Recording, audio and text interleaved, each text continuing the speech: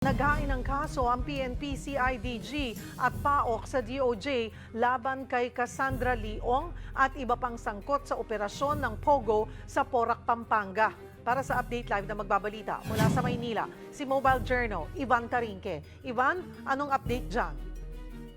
Cheryl, kaninang 10 a.m. na abutan natin ng ilang miyembro ng PNP-CIDG na pumasok sa Justice Hall dito sa DOJ.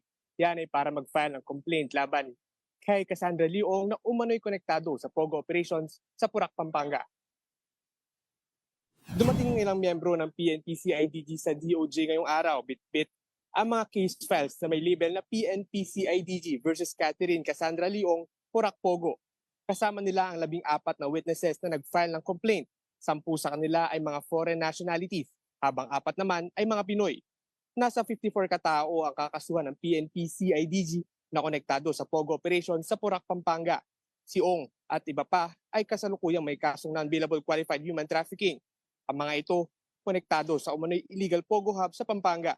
Nasabi rin sa presko ng ginagawang kalakaran sa Porac, Pogo.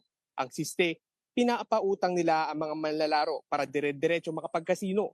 Pero kapag hindi na nakabayad, ay ibinibenta raw sila sa mga iba pang Pogo hubs. Kung matatandaan, ni-raid ang Pogo hub sa Pampanga Hunyo nitong taon. Cheryl, pinag-aaralan pa ng prosecution na isama sa kaso ang isang civil at criminal forfeiture. Ito ay para makuha ang mga property na ginamit for human trafficking. Yan muna ang latest dito sa DOJ. Cheryl? Maraming salamat, Mobile Journal, Ivan Tarinque.